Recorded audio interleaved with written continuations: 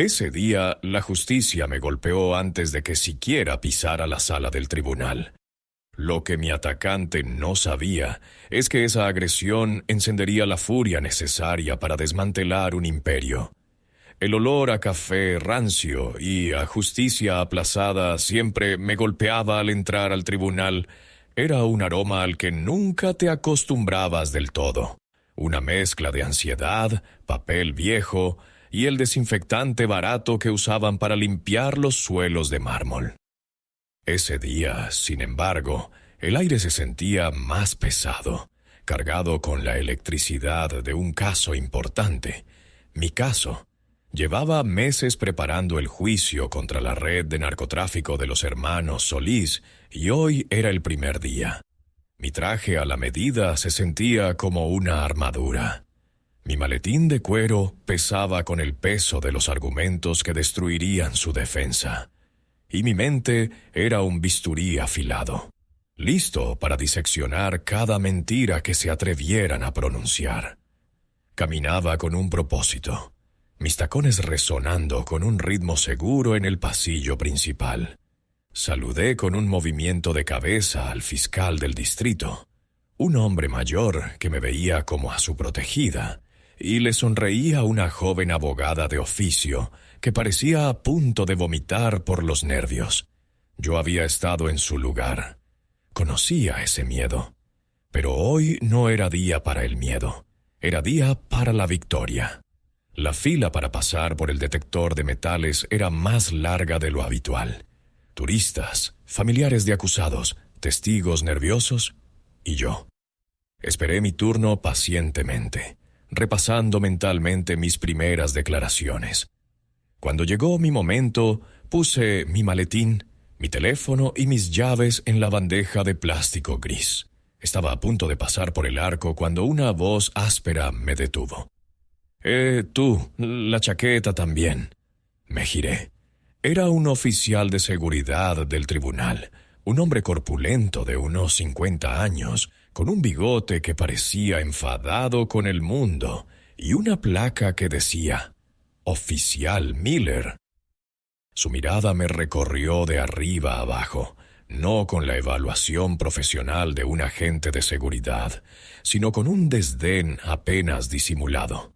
Vi la forma en que sus ojos se detuvieron en mi piel, en mi peinado, y supe exactamente qué tipo de interacción iba a ser esta. He lidiado con hombres como Miller toda mi vida. «Por supuesto, oficial», respondí, mi voz deliberadamente neutra. Me quité la chaqueta de mi traje, la doblé cuidadosamente y la coloqué en la bandeja. Pasé por el arco sin que sonara la alarma. Mientras recogía mis cosas al otro lado, Miller se acercó bloqueándome el paso. Se inclinó un poco, invadiendo mi espacio personal. «¿Y usted, a qué viene?», preguntó arrastrando las palabras. No era una pregunta de seguridad, era un desafío. «Tengo asuntos en la sala 4B», dije, sin mirarlo, concentrada en volver a poner mi teléfono en el bolsillo. «Ah, la sala del juez Thompson», resopló como si hubiera descubierto un gran secreto. «Otro caso de pandillas, ¿eh? ¿Viene a apoyar a su novio o a su hermano?» La insinuación, tan burda y racista, me golpeó como una bofetada. Sentí la sangre subir a mis mejillas, una oleada de ira caliente que luché por contener. «Respira, Elena, no dejes que te afecte. No aquí, no hoy. Eres una profesional». «No estoy aquí para apoyar a nadie», dije, mi voz ahora un poco más firme. «Estoy aquí para trabajar». Intenté rodearlo, pero él se movió para bloquearme de nuevo. Una sonrisa torcida se dibujó en su rostro. Disfrutaba esto. Disfrutaba su pequeño momento de poder. «¿Trabajar?», se burló.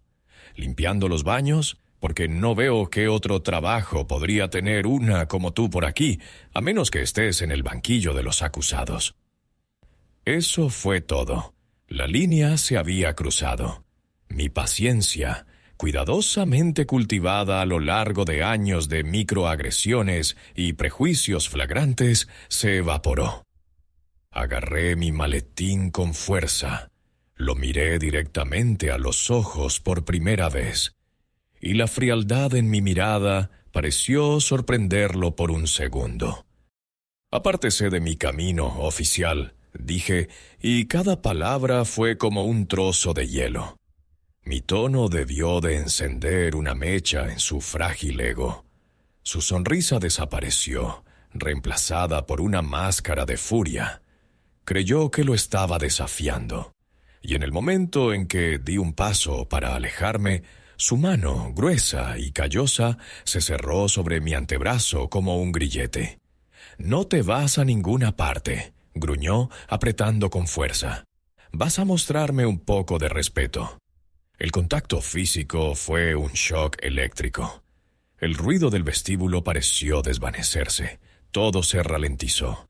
El ataque no fue solo una agresión, fue una profanación.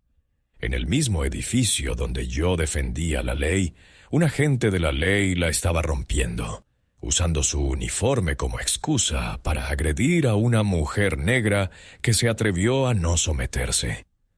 Levanté la vista, muy lentamente, por encima de su hombro.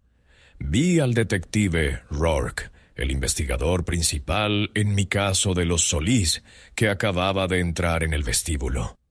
Nuestros ojos se encontraron. Su expresión pasó de la confusión a la incredulidad total en una fracción de segundo. El oficial Miller no se dio cuenta. Estaba demasiado ocupado disfrutando de su victoria, su rostro a centímetros del mío, su aliento apestando a café barato. Fue entonces cuando una voz profunda y autoritaria resonó detrás de él. Una voz que conocía cada rincón de aquel edificio y que era respetada por todos. «Oficial Miller», dijo la voz con una calma aterradora. «¿Podría explicarme por qué le está poniendo las manos encima a la fiscal adjunta del distrito?» La mano de Miller se aflojó como si mi brazo de repente se hubiera vuelto de hierro al rojo vivo. Se apartó de mí de un salto, y el color desapareció de su rostro, dejándolo con un tono pálido y enfermizo que chocaba con su bigote oscuro. Sus ojos se abrieron como platos, saltando de mí al hombre que acababa de hablar. El fiscal del distrito, John Davis, estaba de pie a menos de 2 metros de nosotros. Era un hombre alto, de cabello plateado y una presencia que llenaba cualquier habitación. No estaba gritando. No necesitaba hacerlo. Su voz, tranquila y cargada de una autoridad inquebrantable, era más intimidante que cualquier grito. Me miró, una pregunta silenciosa en sus ojos, y yo le sostuve la mirada, dejando que viera la furia helada que había reemplazado mi shock inicial. Yo no sabía, señor», balbuceó Miller, dirigiéndose a Davis, pero sin atreverse a mirarlo a los ojos. Ella no dijo quién era. Estaba siendo conflictiva. «¿Conflictiva?», repitió Davis, y la palabra sonó absurda en sus labios. «Lo que yo vi, oficial, fue a usted agrediendo a un miembro de mi personal. Lo que yo vi fue un abuso de su autoridad. Entregue su placa al jefe de seguridad y espéreme en mi oficina. No se mueva de allí hasta que yo llegue». Cada palabra fue una sentencia. El murmullo en el vestíbulo se había convertido en un silencio sepulcral. Todos los ojos estaban puestos en nosotros. El detective Rourke se acercó discretamente, listo para intervenir si era necesario. Miller, completamente derrotado, se desabrochó la placa con manos temblorosas y se la entregó a otro oficial que se había acercado. Luego, con la cabeza gacha, se escabulló por el pasillo, su arrogancia desvanecida, dejando solo la patética imagen de un matón que había elegido a la víctima equivocada. Davis se volvió hacia mí, su expresión suavizándose con genuina preocupación. «Elena, ¿estás bien? ¿Te hizo daño? Podemos posponer la apertura. Puedo encargarme yo mismo». Negué con la cabeza. enderezando mi chaqueta, un gesto para recomponerme, para volver a ponerme la armadura. «Estoy bien, John. Gracias». Mi voz sonó más firme de lo que me sentía. Por dentro temblaba de rabia y humillación. Pero no voy a posponer nada. Esos hombres en esa sala no van a tener ni un solo respiro por culpa de ese idiota. De hecho, añadí, una sonrisa gélida formándose en mis labios. Creo que me ha dado exactamente la energía que necesitaba. Él asintió, comprendiendo. Sabía que mi trabajo era mi refugio y mi arma. «De acuerdo, ocúpate de ellos. Yo me ocuparé de Miller». Caminé hacia la sala 4B, mi paso más decidido que nunca. Cada clic de mis tacones era un martillo, golpeando un clavo en el ataúd de la carrera de Miller. Pero debajo de esa furia había un dolor amargo. Había trabajado el doble de duro que mis colegas para llegar a donde estaba. Me había graduado con honores, había ganado casos imposibles, me había ganado el respeto de jueces y jurados. Y, sin embargo, en ese vestíbulo, para un hombre como Miller, nada de eso importaba. Mi traje, mi título, mi maletín, todo desapareció. Solo vio el color de mi piel y asumió que mi lugar estaba en el lado equivocado de la ley. Empujé las pesadas puertas de madera de la sala 4B. El aire cambió al instante. Aquí dentro yo tenía el control. Era mi escenario. Los hermanos Solís, Ricardo y Esteban estaban sentados en la mesa de la defensa, flanqueados por su abogado. Marcus Thorne, un tiburón conocido por su táctica de tierra quemada. Me lanzaron sonrisas condescendientes. No tenían ni idea de la tormenta que estaba a punto de desatar sobre ellos. Tomé mi asiento. Organicé mis notas y no les di ni una sola mirada. El silencio se instaló en la sala hasta que el alguacil anunció la entrada del juez Thompson. Todos de pie. Nos pusimos de pie. El juez tomó su asiento, observó a la sala por encima de sus gafas y luego se centró en mí. «Fiscalía, ¿está lista para su declaración de apertura?» Me levanté, sintiendo el peso de la mirada de todos, el jurado, los acusados, el público. Alicé la parte delantera de mi chaqueta, el mismo lugar donde Miller me había agarrado. La tela todavía parecía arder. Respiré hondo, canalizando toda la ira, toda la frustración de esa mañana en una energía fría y concentrada. Miré directamente al jurado, lista para empezar. «Señoras y señores del jurado», comencé. «Objeción, señoría». La voz de Marcus Thorne cortó el aire. El juez Thompson frunció el ceño. «¿Objeción a qué, señor Thorne? La fiscalía apenas ha dicho una frase». Thorne se puso de pie lentamente con una sonrisa de suficiencia. «No es una objeción, su señoría, sino una moción urgente que la defensa desea presentar. Una moción para desestimar el caso, basada en un incidente que acaba de ocurrir en el vestíbulo y que involucra directamente a la fiscal adjunta. Tenemos razones para creer que su estado emocional está comprometido, lo que pone en duda su capacidad para llevar este juicio de manera justa e imparcial». El descaro de Thorne me dejó sin aliento por un segundo. Usar el asalto que acababa de sufrir en mi contra era una táctica sucia, incluso para él. Vi las sonrisas de los hermanos Solís ampliarse. Pensaban que me tenían. Pensaban que podían usar el racismo de un hombre para librarse de sus crímenes. No podían estar más equivocados. El juez Thompson se ajustó las gafas, su mirada pasando de Thorne a mí. «Señorita Morales, ¿desea responder a esta moción extraordinaria?» «Sí, su señoría», respondí, mi voz resonando con una calma que no sentía. Caminé lentamente hacia el atril, manteniendo el contacto visual con el jurado. Es cierto que hubo un incidente en el vestíbulo. Un oficial de seguridad del tribunal me confundió con una acusada. Me interrogó de forma inapropiada. Se burló de mí y, cuando intenté alejarme, me agredió físicamente.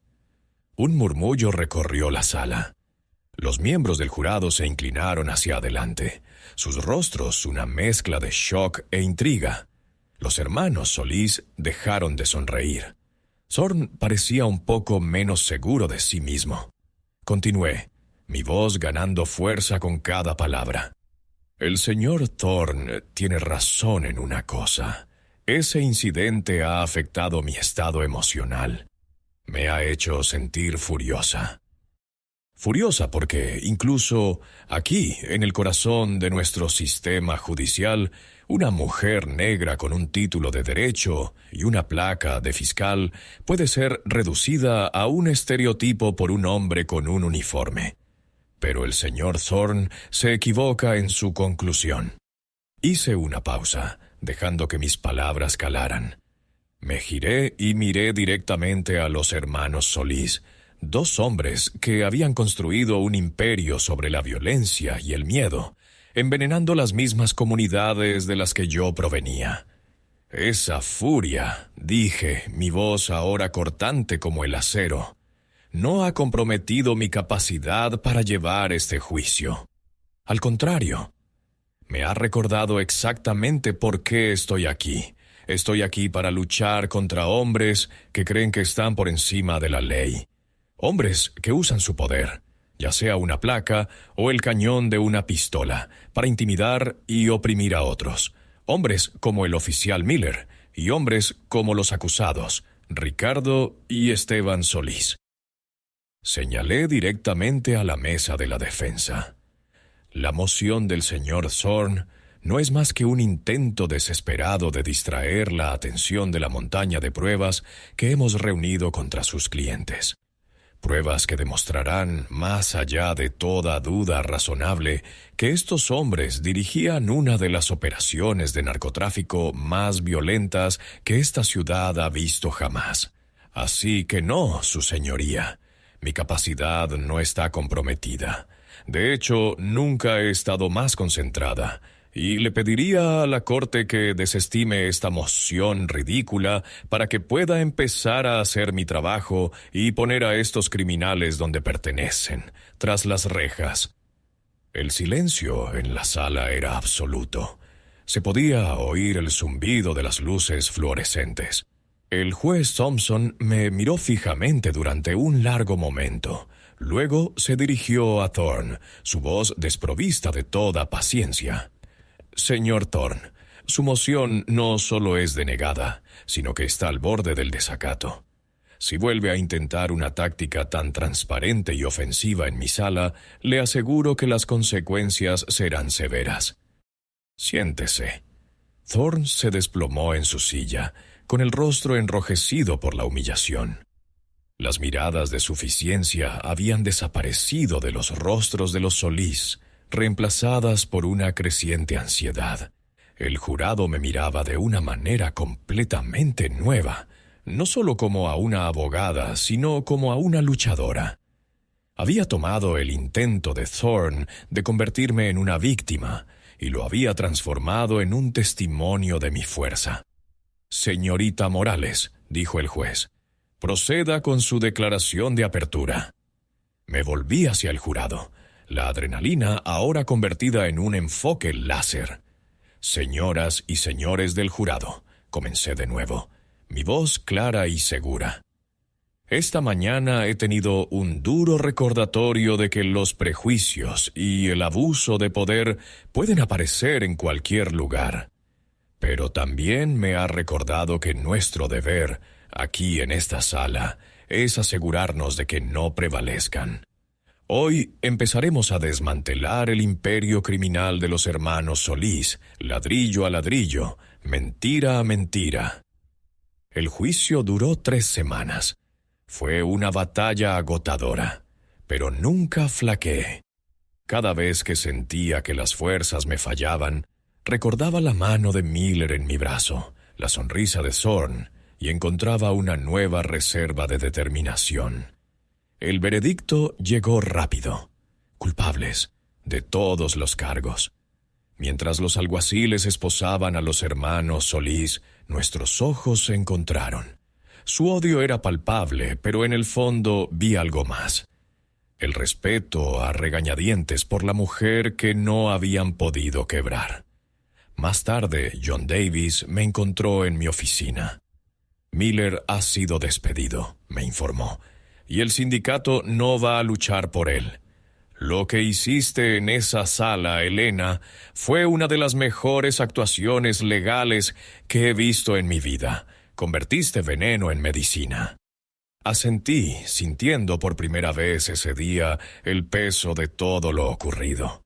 No había sido solo una victoria contra los Solís.